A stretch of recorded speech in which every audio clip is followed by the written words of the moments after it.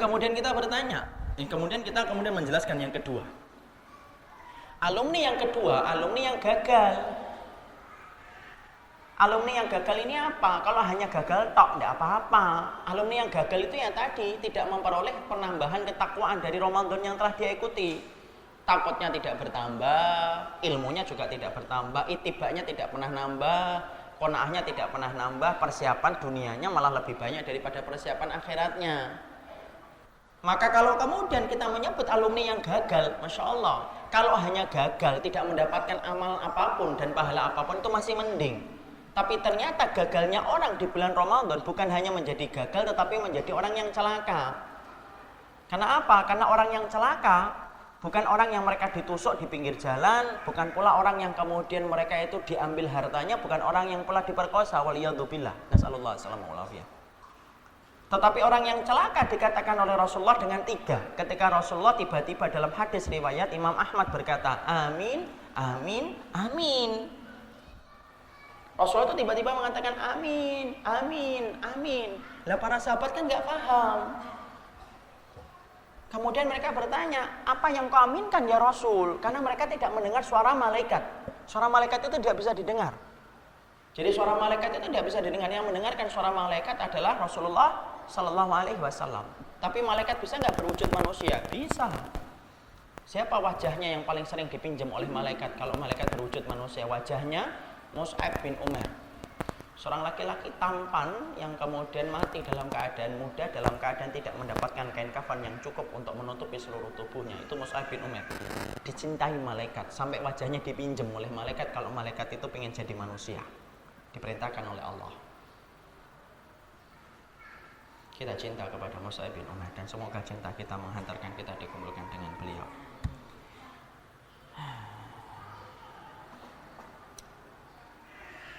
Ya. Maka kemudian Rasulullah SAW mengatakan amin, amin, amin 3 kali Rasulullah SAW.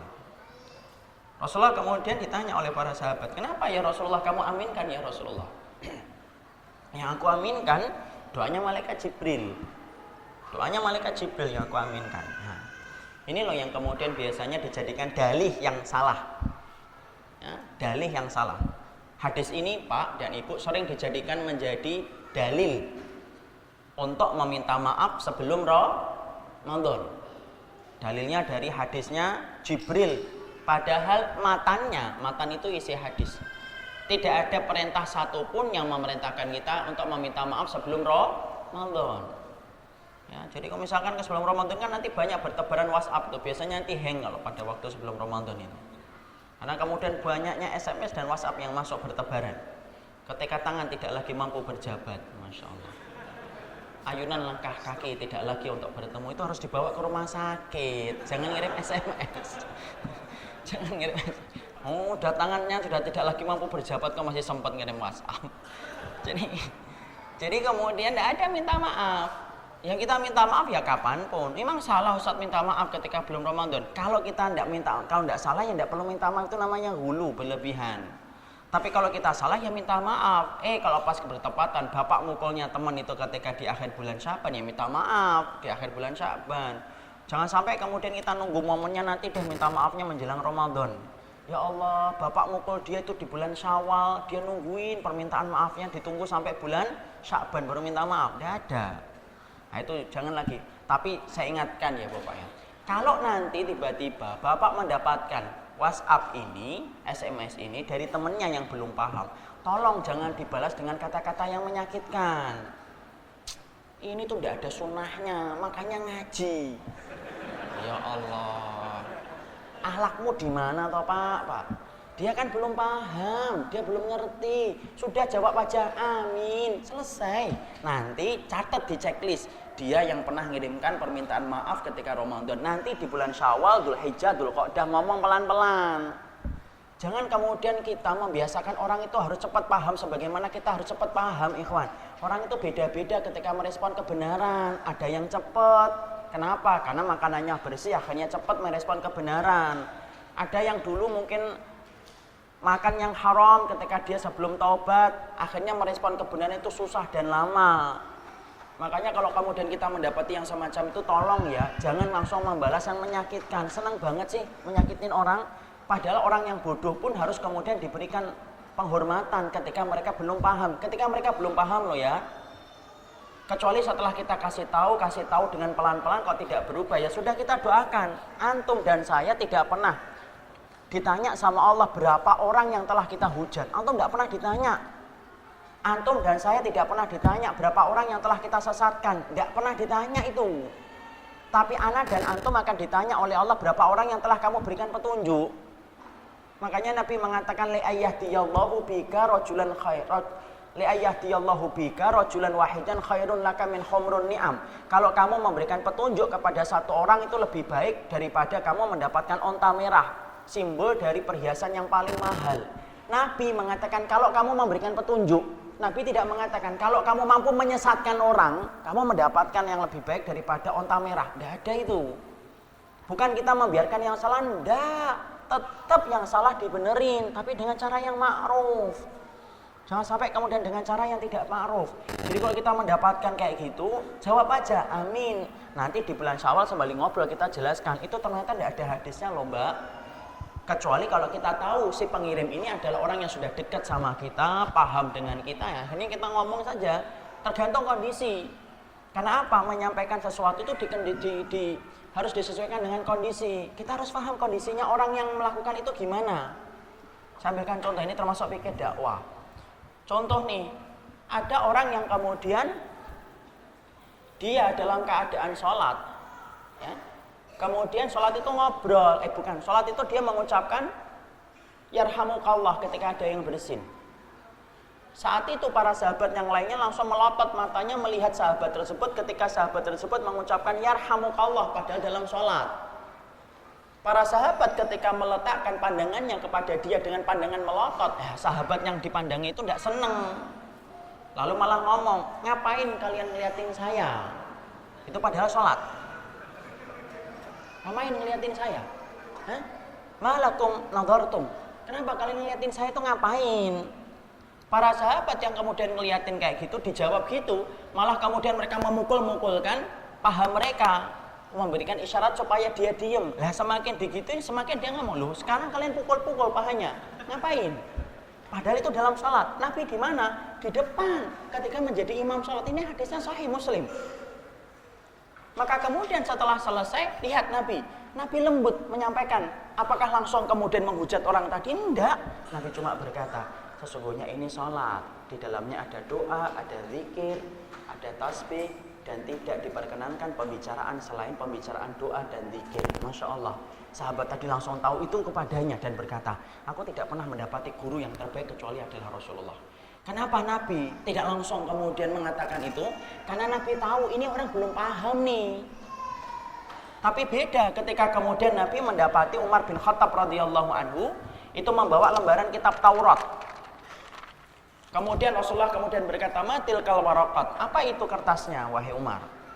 Hadhil waraqat nasakhtuha min binti ammi. Ini kitab-kitab Taurat ya Rasulullah, lembaran-lembarannya yang saya ambil dari rumahnya bibiku. Lalu kemudian Rasulullah kemudian marah dan berkata, apa? Ya Umar, lau kana Musa hayyan latabani. Ana haddukum minal anbiya wa antum haddi minal umam. Hei Umar, kalau Musa itu masih hidup hari ini pasti Musa itu akan mengikuti syariatku. Aku adalah nabimu di antara para nabi yang pernah diutus oleh Allah, dan kalian adalah umatku di antara umat yang pernah dihidupkan oleh Allah di atas muka bumi ini. Rasulullah marah tegas. Kenapa kok beda? Karena yang satu tahu Umar ini adalah seorang yang sudah paham, dan Rasulullah tahu nih kedekatan beliau dengan Umar itu kemudian menjadikan kedekatan beliau itu ngerti kalau Umar diberitahu kayak gitu, Umar itu langsung tunduk. Makanya Umar langsung mengatakan apa? Umar itu langsung mengatakan, raditu billahi rabba wa bil islami dina wa bi Muhammadin nabiyya wa rasulah. Itulah doa yang sering menjadikan marahnya Nabi sering kemudian menjadi hilang dengan itu. Para sahabat itu kayak gitu. Jadi para sahabat itu kalau mendengar Rasulullah marah karena Allah, ya Rasulullah tidak pernah marah untuk urusan diri sendiri. Rasulullah itu marahnya karena Allah, karena cintanya beliau kepada Allah menjadikan beliau itu cemburu kalau kemudian melihat aturan Allah itu direndahkan. Maka kalau kemudian para sahabat melihat Rasulullah itu marah berubah dari wajahnya yang memerah, Maka mereka kemudian berkata, raditu billahi robba wa bil islami dina wa bi muhammadin nabiyya wa rasulah.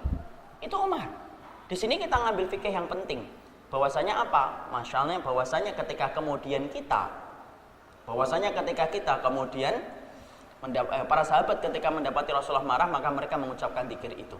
Nah, di sini kita mengambil pelajaran, tolong ya, kalau yang ngirim SMS itu salah dan kita ngerti, oh ini orangnya bisa kok diajak ngomong, sampaikan, Mbak, hadis dari Jibril itu salah. Hadisnya nggak kayak gitu. Sampaikan yang benar. Jangan sampai nyalain tapi nggak ngerti yang benar. Yang benar gimana? Nah itu saya juga nggak ngerti yang benar gimana. Itu pinter nyalain orang tapi nggak ngerti obatnya. Tolong deh, saya berlindung dari orang yang semacam itu. Ya. Jadi kemudian kita juga harus ngerti dalilnya yang benar apa sudah dipersiapkan. Ya. Nanya sama ustadz. Kalau lama nggak dijawab, nah cari sama ustadz yang lainnya. Jadi kemudian kita harus memberikan solusinya apa. Ya, tapi kalau kemudian ternyata dia memang kemudian belum paham sama sekali, tidak pernah ikut ke majelis ilmu, sabar, ingetinnya nanti saja ketika sudah agak reda baru diingetin. Nah, kembali ke tadi. Rasulullah SAW mengatakan amin, amin, amin. Kemudian Rasulullah ditanya, alama amanta, yang kamu aminkan apa ya Rasul? Yang aku aminkan itu 3. 1, yaitu ketika malaikat Jibril berkata, ragima anfuh. Man adraka abawahi indal kibari falam yadkhulil jannah. Celaka sekali orang yang mendapatkan bapak dan ibunya ketika tua dan sepuh ataupun salah satu di antara keduanya tetapi anaknya tidak bisa masuk surga. Itu kebangetan banget. Jadi kebangetan banget kalau ada orang mendapati orang tuanya tua atau sepuh atau salah satu di antara keduanya tapi anaknya tidak bisa masuk surga. Kenapa? Karena gerbang surga itu lagi dibuka lebar-lebar, kok nggak bisa mendapatkan. Itu kebangetan. Ngapain aja jadi anak? Ngapain aja kamu? Kenapa? Itu tengahnya surga. Bapak, saya ingatkan terutama yang laki-laki. 10 menit lagi. Insya Allah. Lupa saya nih. Ya. Iya, tadi masalah apa ya tadi lupa saya. Anak. Ya.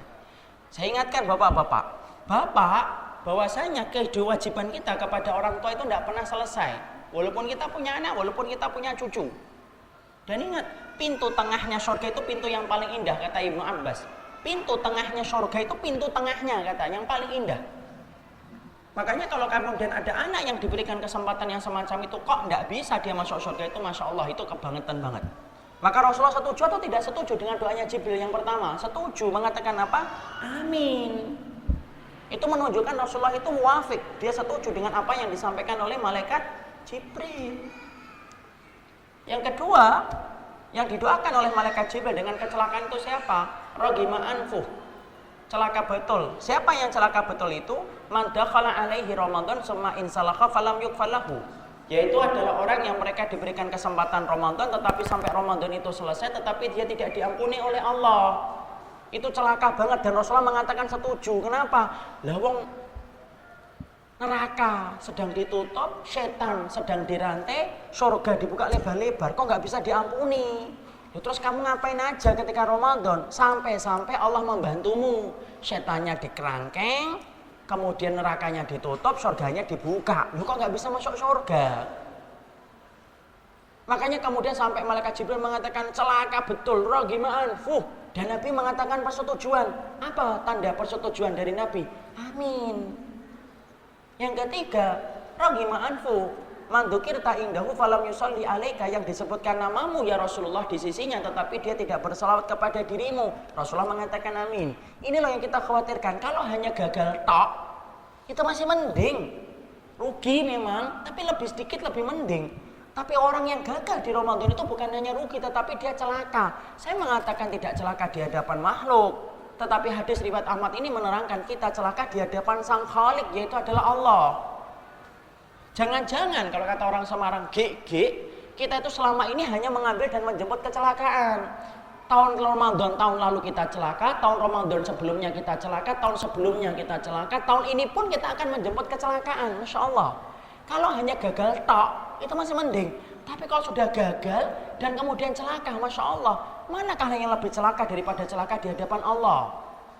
Wong kita ini kalau celaka di hadapan orang aja kita malu kok, luar biasa, apalagi ini celaka di hadapan Allah. Dan inilah yang menjadikan kita betul-betul muhasabah yang banyak, supaya kemudian Ramadan kita bukan menjadi sebab kecelakaan. Jangan menjemput kecelakaan. Tapi saya menasihati kepada jiwaku dan kepada semuanya, mari kita menjemput ketakwaan, karena sesungguhnya itulah pokok terbesar dalam kehidupan kita menjalankan Ramadan.